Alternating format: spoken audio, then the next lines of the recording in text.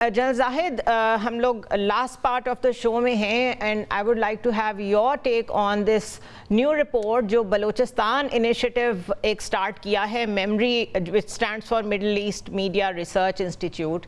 Everybody knows it is a mouthpiece and something that funnels the narrative of Israel, और वहाँ पे बैठ के बलूचिस्तान के बारे में ये बातचीत हो रही है. टाइम्स ऑफ इसराइल में भी आया है, हर जगह अल जज़ीरा ने भी इसे रिपोर्ट किया है कि जो बलोच प्रॉब्लम है, whatever that is, जो भी यहाँ पे पॉलिटिकल प्रॉब्लम चल रही है या जो भी मसले चल रहे हैं, उसको हाईजैक किया जाए, नॉट बिकॉज वो कोई इस कॉज के साथ खड़े होना चाह रहे हैं, but because they think Balochistan is strategically a very good pivot available, जहाँ पे रह के आप फ्यूचर में सारा कोर्स अपना बड़ा अच्छा डिज़ाइन कर सकते हैं. ये कितना सिग्निफिकेंट है? देखिए, वो पाकिस्तान की डिस्टेबलाइजेशन के साथ साथ जो चाइना का इनिशिएटिव्स हैं, रोड बेल्ट इनिशिएटिव्स हैं, या उसके जो इकोनॉमिक इनिशिएटिव्स हैं, उनको भी यहाँ पे स्कटल करना चाहिए. ये जो इंडिया और इजराइल की आपने बात की, भारतीय जनता पार्टी और लिक्विड पार्टी दोनों कोलैबोरेट कर रहे हैं. और ये जो पहलगाम का भी इंसिडेंट हुआ है, खासतौर पर जो ड्रोन के कॉन्टेक्स्ट में, तो सीरियस फुटप्रिंट्स मिले हैं जी, प्रेजेंस मिली है इजरायली मोसाद के एजेंट्स की यहाँ पर इंडिया के बीच पे, और बलूचिस्तान की एप्लीकेशन में. ये जो पहलगाम की एप्लीकेशन है, उस पर बहुत सपोर्ट की है. और मुझे तो जाती तौर पे मैं कई दफ़ा कमेंट्री कर भी चुका हूँ इसके ऊपर, कि मुझे लगता है ऐसा ही है जो मेरे ख्याल में, और ये कुछ चीज़ें ऐसी सामने आई भी हैं कि इजराइल ने हैसन कराया है इंडिया को to put conventional forces. Modi उन्होंने बड़ा केयरफुली रीड किया मोदी को. मोदी जरा डोवल से आगे हैं जी. डोवल तो है वो ऑफेंसिव डिफेंसिव की बात करते हैं, लॉन्ग टाइम ब्लीडिंग की बात करते हैं, प्रॉक्सीज के यूज की बात करते हैं. मोदी जरा कन्वेंशनल और ज्यादा काइनेटिक लवर है जी, एप्लीकेशन ज्यादा करना चाहता है. और ह्यूब्रिस आपने देखा ना उसकी स्पीचेस से, देख ले, एक इनसेन नार्सिस्ट पॉलिसीज के साथ उनकी स्पीचेस से आपको अंदाजा होना चाहिए कि उनकी पर्सनैलिटी में कितनी शॉर्ट कमिंग्स हो गई हैं. And he seriously ill. उनको तो भारत की आवाम को अब देखना होगा कि वो Modi is good for them. इनको जरूर देखना चाहिए, और पूरी इंटरनेशनल कम्युनिटी को देखना चाहिए कि nuclear with such a insane mind, this is a serious threat to the international and regional peace. Nuclear with RSS, ये this is not a small phenomena. That's another level. इसके ऊपर भी बहुत काम करना है टू प्रोटेक्ट द वर्ल्ड, क्योंकि पाकिस्तान अमन का मुल्क है. खैर एनीवेज, उससे अभी हटके में जिस बात पे हम बात कर रहे थे, तो वो वहां से फ्लो करता है जी कन्वेंशनल इन चीजों में. अब बलोचिस्तान, इनके फुटप्रिंट वहां पे भी मिलते हैं. फिर इजराइल के यहाँ पर भी बलोचिस्तान के अंदर भी इंटरफेरेंस है, क्योंकि इजराइल के दिमाग में इतना बिठा दिया गया है कि पाकिस्तान का न्यूक्लियर, पाकिस्तान की मिलिट्री, पाकिस्तान का मिसाइल प्रोग्राम, पाकिस्तान की अफवाज जो है वो एंटी इजराइल भी उतनी और प्रैक्टिकली मैनिफेस्ट करेगी जब उनको जरूरत पड़ेगी, इजराइल को टारगेट करेगी, विच इज रॉन्ग.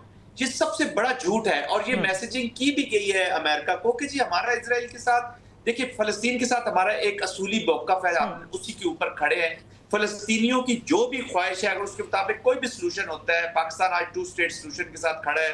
हालांकि कायद-ए-आज़म बड़ा क्लियरली हमें गाइड करके चले गए हैं कि इजराइल के साथ हमने कैसे रिलेशनशिप रखनी है. Pakistan is very clear, but enmity नहीं है सच कि हम डायरेक्ट कन्फ्रंटेशन में कभी उनके साथ. लेकिन उनको ये फीड किया गया है. Just Zahid, this is very clear from the recent media clips that I was reading, कि वो कहते हैं कि टाइम्स ऑफ इसराइल के एक आर्टिकल में लिखा हुआ था कि पाकिस्तान इज अ नेशन जहां 5 से 6 साल के बच्चे को ये सिखाया जाता है कि ज्यूज आर योर एनिमी. तो somebody is feeding them this because this is not true. This might be true in case of India. वो भी हिस्ट्री में हम पढ़ाते हैं, लेकिन ये चीज उनको किसी ने कन्वे किया है. This is how I look at it. देखिए जी, बिल्कुल. देखिए वो पॉइंट पे और सबवर्जन यही है ना जी. आप ज़हन साजी करते हैं बच्चों की, लोगों की नफरतें पैदा करते हैं. अब जो अफगानिस्तान का जो जिहाद है जी, लेट्स अगर गो बैक थोड़ा सा, तो ये कहां से आया? नेब्रास्का यूनिवर्सिटी 15 मिलियन पब्लिकेशंस जो अफगानिस्तान के मैथ्स और रिलीजन और वो और हर चीज जिहाद के साथ. स्टोरीज भी ऐसी कि जी उसके बाप आया और जिहाद पे चला गया. अगर आपने काउंटिंग मैथ्स करनी है तो वो 1 की जगह 1 बंदूक लगी होगी, 2 की जगह 2 बंदूकें या 3 ग्रेनेड या 4 चाकू. तो वो जो बच्चे पढ़ना शुरू हो गए ग्रेड 1 से 5 तक, और स्कूलों में ये बांटी गई. तो ये नैरेटिव बिल्डिंग यही होती है, और ज़हन साजी की जाती है जी लॉन्ग टर्म. तो फिर इसी तरह यही बच्चे पैदा हुए उसी एनवायरनमेंट में. इजराइल में भी नफरत बांग्लादेश में अगर आप चले जाएं, हसीना वाजिद के टाइम में पाकिस्तान के खिलाफ सिलेबस में जो चीजें थी, आप बांग्लादेश में एक पाकिस्तानी जाता था किसी, हम तो मिलिट्री उसमें जाते रहे जी, वहां देखते थे कि जब हम स्कूल्स में या बच्चों से, तो वो एक बड़ी एक जैसे एनिमिटी वाली नजर तो पूरी होती है, जनरेशन प्लान करके खड़ी की जा रही है अगेंस्ट पाकिस्तान। अभी जब पाकिस्तान खुला है तो बांग्लादेश के लोगों को पता चला कि हमें तो झूठ पे हमारे फीड किया जा रहा था हमारे बच्चों में और हमारे अंदर। तो it's ambassador नगमाना, last word from you, ये जो इजरायली फुटप्रिंट है इस पे व्हाट्स योर टेक? देखिए, इजरायली फुटप्रिंट तो इस पूरे इलाके में काफ़ी अरसे से है। ये आपको याद होगा 1985 में भी एक दफ़ा बहुत स्केयर हुआ था कि जी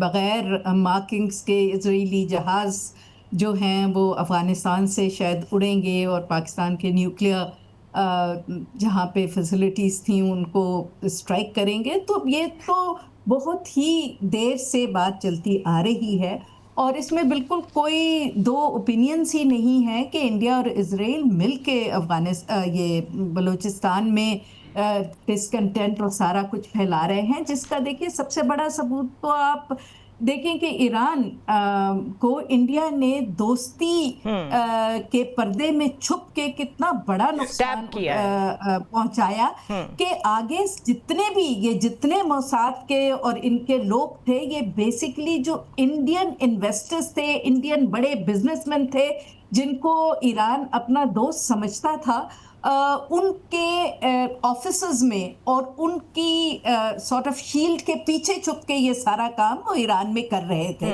और मेरा तो ये ख्याल है कि जब से ईरान में ये इस बुरी तरह इनका इंडिया और इजराइल का जो आपस में गठजोड़ है ये एक्सपोज हुआ है, इससे आई होप कि पाकिस्तान में थोड़ा सा बलूचिस्तान में शायद पॉजिटिव इम्पैक्ट आए और उनका एक्सेस जो था फ्रॉम द इरानियन टेरिटरी वो शायद अब उसमें कोई थोड़ा बहुत कमी आएगी, डेफिनेटली आएगी। Iranians have already expelled a lot of Indians और उन्होंने बहुत ज्यादा पाबंदियां भी लगा दी हैं। बिल्कुल। तो ये आई थिंक ये बहुत अच्छा हुआ है कि वो ईरान में भी एक्सपोज हो गए हैं और यहाँ तो ऑफ कोर्स वो एक्सपोज हमें तो पता ही था, अब सारी दुनिया के आगे भी आहिस्ता आहिस्ता एक्सपोज होते जा रहे हैं। Right, thank you so much major general retired Zahid Mahmood साहब, नगमाना हाशमी साहिबा, आप दोनों ने मुझे ज्वाइन किया।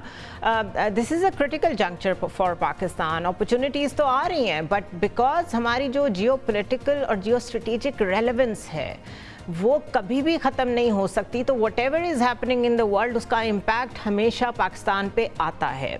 दिस टाइम अराउंड जो अपॉर्चुनिटी है उसमें मेरा ख्याल है सबसे ज़्यादा इम्पॉर्टेंट ये है कि जो भी कंपनीज़ यहाँ इन्वेस्ट करना चाहती हैं उनके साथ जो कुछ भी आप साइन करें, जो कोई भी आप एक MOR या टीयर्स आप जो जिसके साथ एग्री करें, एग्रीमेंट जैसा करें, वो बहुत केयरफुली करें, जिसमें जो लोकल्स हैं उनका ख्याल किया जाए कि उनका उसमें शेयर होना चाहिए।